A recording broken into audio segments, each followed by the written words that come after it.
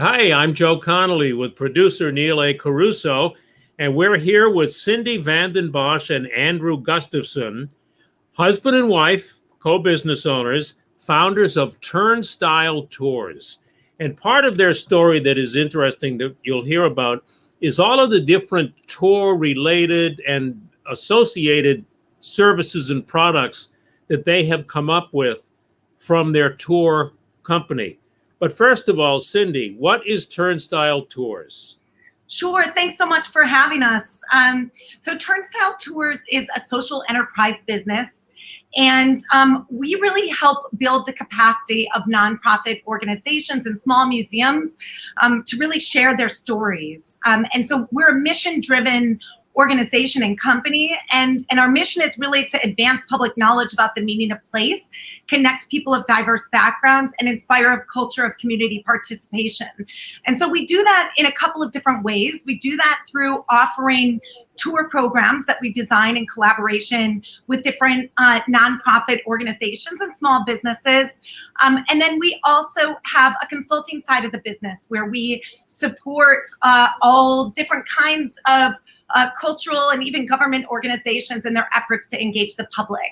So that's a little bit about who we are and what we do. And you have some pretty unusual tours, right? I see that you give tours of parks. And what are some of the unusual tours? Yeah, so a lot of the tours that we give are not conventional tourist destinations. Actually, our longest running tour program is at the Brooklyn Navy Yard. And so we've been running tours there on a wide variety of different topics, really showcasing the past, present, and future of that city-owned industrial park. And there's so many stories to tell, not just about the history, but also about the hundreds of different manufacturing companies and artists.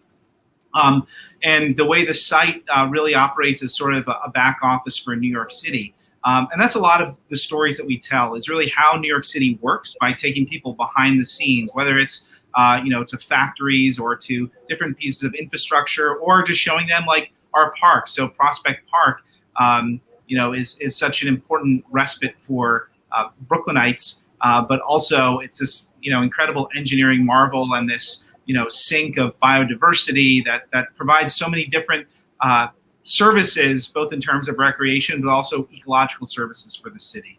And you started to touch on that. That's what I was wondering about. How do you make a tour of a park interesting?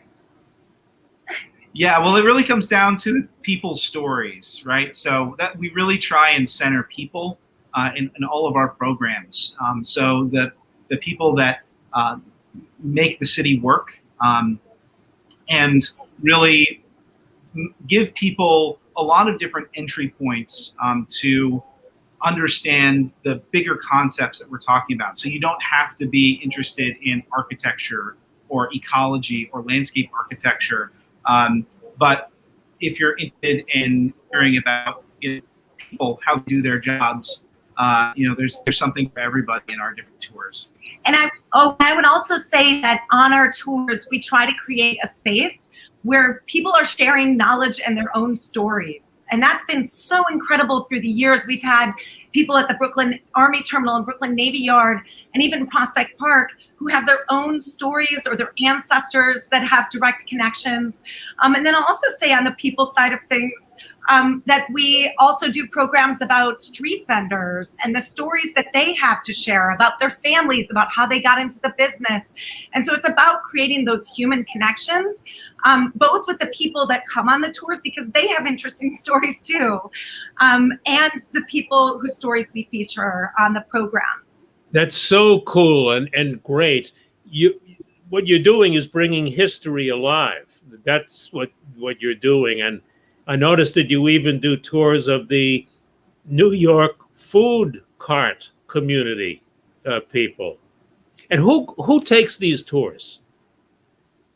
So we are very strong with the local market and always have been. So we've been in business now for almost 10 years. And that's something we're really proud of, that people who live in the tri-state area, they are the core of our business, and they were actually, really helped us get through the pandemic over the past year as we moved into the virtual space. Yeah, and we try and have a good mix of customers.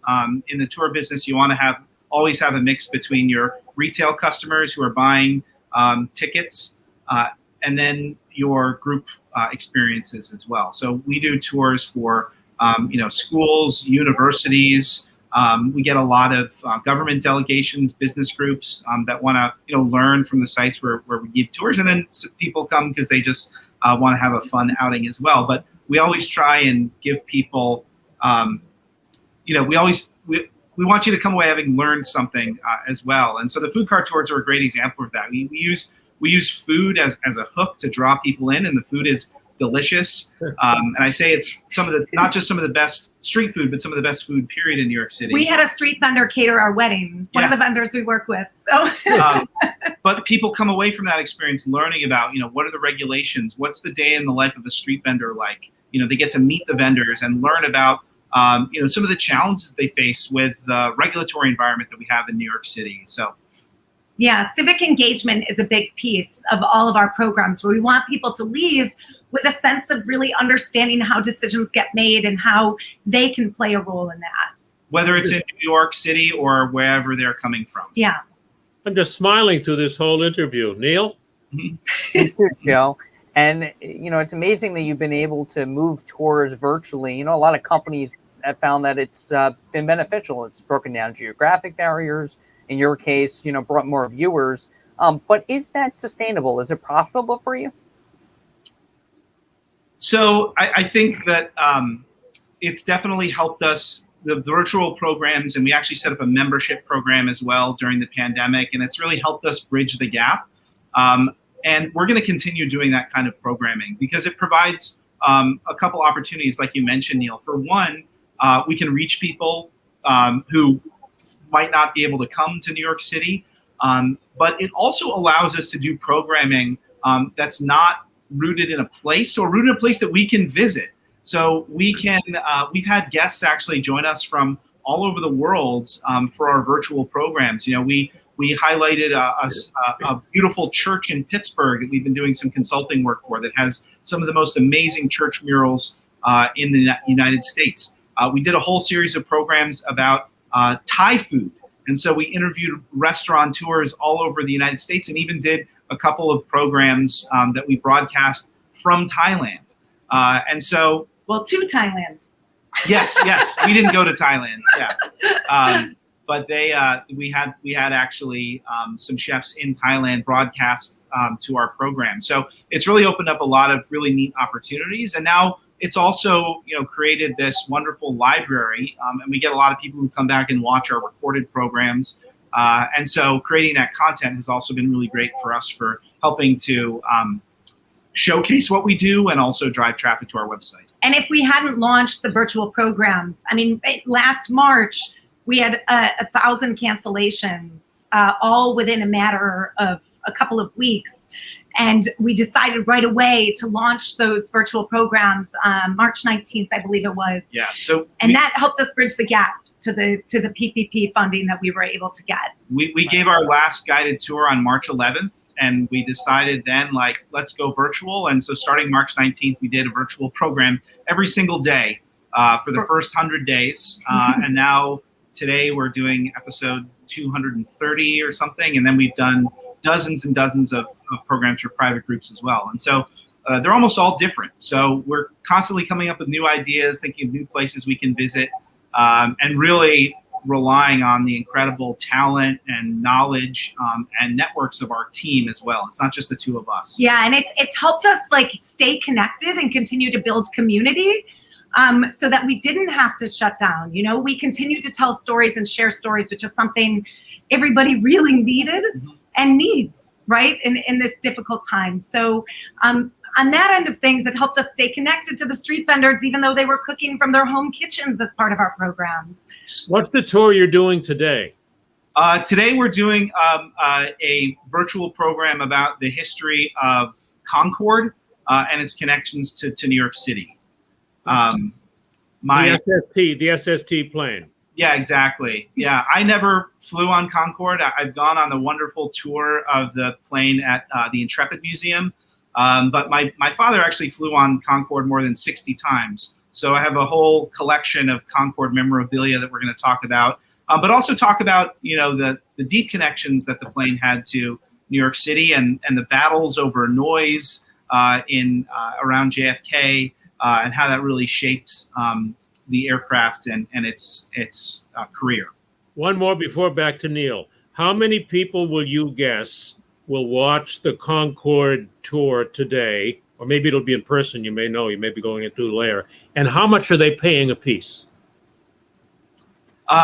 So we get it depends on the day and the program, but we get a few dozen people that join on our virtual programs, and people pay. We charge $5 per program.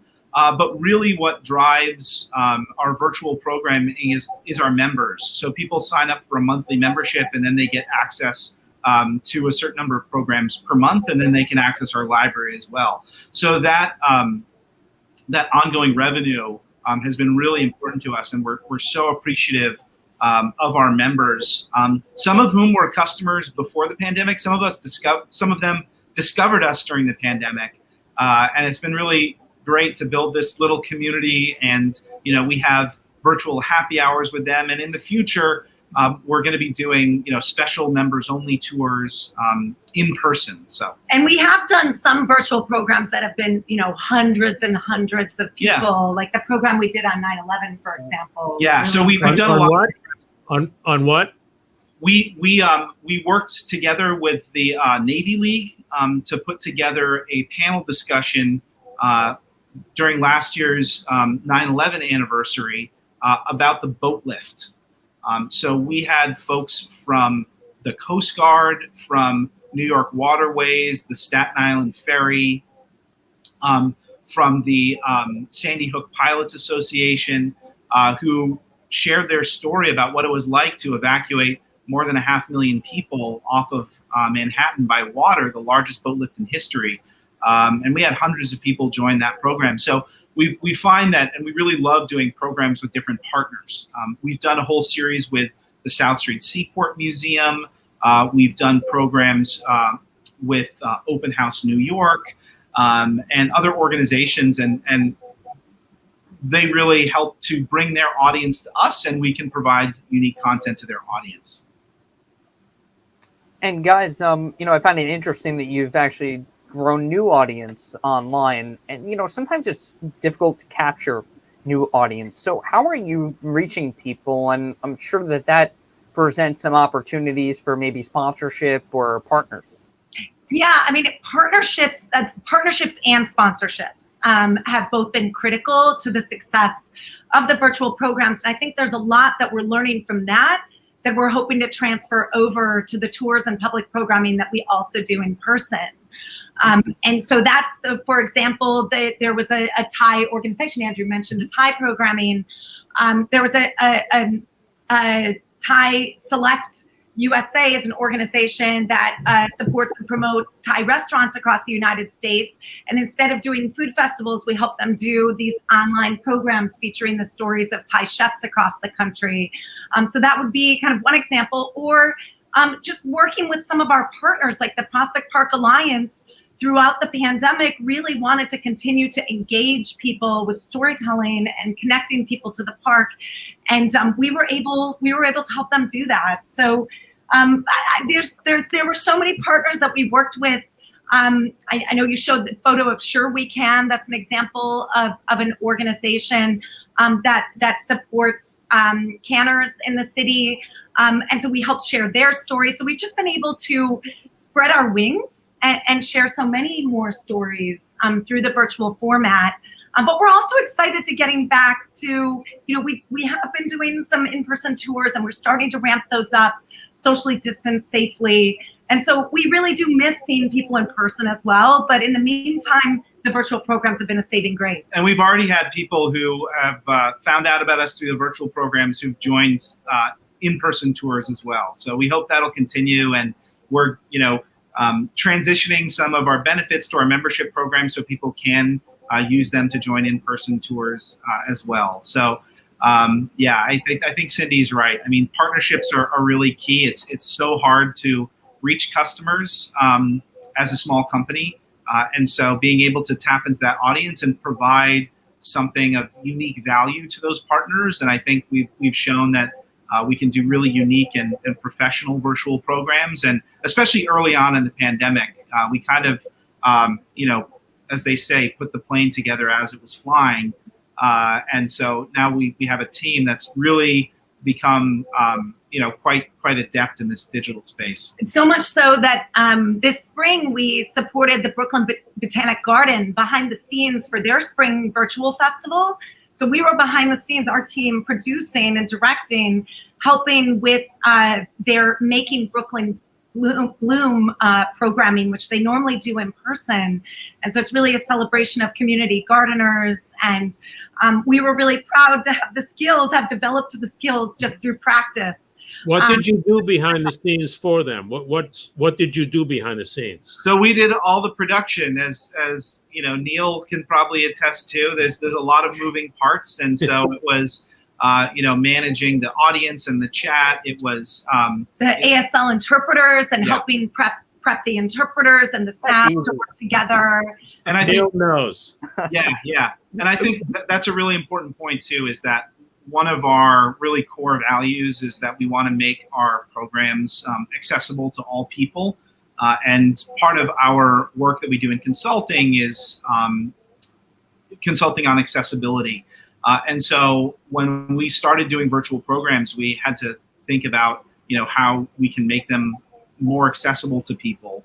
And so, for example, when Zoom launched, or when we started using Zoom, I should say, captioning was a challenge. And so we actually, for the first several months, paid a staff member, and we all learned how to be semi-competent closed captioners. Yeah, we took turns, and finally there were certain staff members that really had that skill, but that we were just trying to make sure that people who were hard of hearing or needed to watch with the sound off or didn't speak English as a first language could still kind of enjoy the programs that we had to offer. Just quickly before we get back to Neil for one more, which came first? Your consulting on exhibits and research of history, or the tour company? Which was first?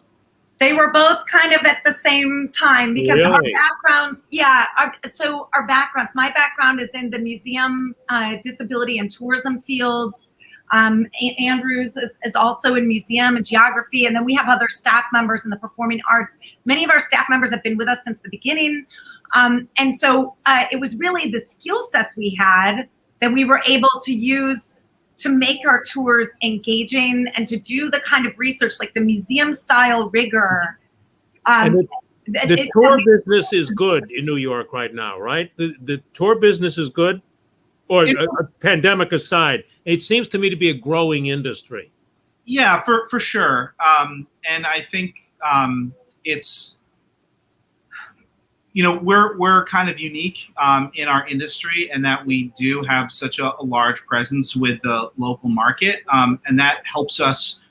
It kind of smooths out a lot of the volatility in the industry. We're not totally dependent upon international travelers. It's nice to have that, but having that core local market who's gonna come out year round is really nice. I just want to add one more thing just about the kind of the consulting and the tours, which is, when we started the business, we were looking to build our portfolio of tours. And so there were partners, nonprofit organizations that reached out to us or we reached out to. And oftentimes it would be a situation where, it wasn't a perfect fit to develop a whole public tour program around this site, or maybe it would be better for them to do it themselves. And so we're like, well, what kind of services can we provide to these organizations short of developing and operating an entire public tour program? And so that's kind of how Turnstile Studio developed, where we could create this kind of suite of services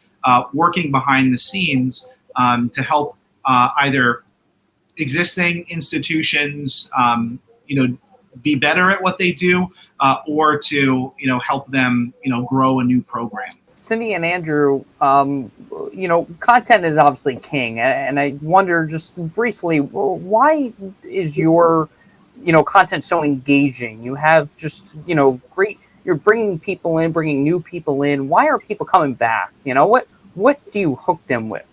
I mean, I actually think it's the relationships that we have. You know, we're really invested in the organizations that we work with. And I think that's clear to our visitors, and it makes them want to be part of this community. It makes them want to be invested. And so we're not the tour company that's you can call up and they, you know, we're not the company that's going to try to cover all of Brooklyn in 3 hours. That's not what we do. What we do is we focus really on certain stories and certain places, and we go deep. And I think for people who come on one of the tours, they realize that it's that approach and that methodology and the relationships. It's clear that we really know the people that are at these places and have a great deal of respect for the work they do. Prospect Park, for example, the folks at the Prospect Park Alliance and the Parks Department have been working so hard through the pandemic to maintain this green public space for people to enjoy, and we make those stories visible. And I think that that's what keeps people coming back, is the curiosity, really about, as Andrew mentioned earlier, like the inner workings of the city and kind of who's behind all that work. Who are the maintainers of the city? Who are the street vendors who feed New Yorkers affordable food and work so hard every day? And we really ask our guides as well when they're training on a tour to think about, you know, what is your personal entry point to this story, to really make it resonate with people. You know, we don't use scripts. We really try and engage our staff with the partners, with the people on the ground, and also with primary sources, so they really feel immersed in it. And so we try and immerse ourselves in all of our programs and go really deep. So, you know, we live 5 blocks from Prospect Park. We go there almost every day. We're tenants at the Brooklyn Navy Yard. We have our office there. So in normal times, we're there all the time. You know, we serve on a board for the Street Vendor Project. So we're really, you know, really trying to engage in a real way with all of our partners, so that, and that I think that translates in the tours. Yeah. So great. You are obviously wonderful tour guides. I bet your tours are just great. And it's really been nice to talk to you and hear about how well your business is doing. And you are bringing history alive, because in that sentence that I noticed on your website, we want to build a sense of place. And I was going to ask you what that meant, but you explained it. It means a sense of the people in the place. And continued success. Thank you very much. Thank you. And go to the website, Turnstile Tours. Thank you so much. Thank you. Thank you so much. We really appreciate this opportunity.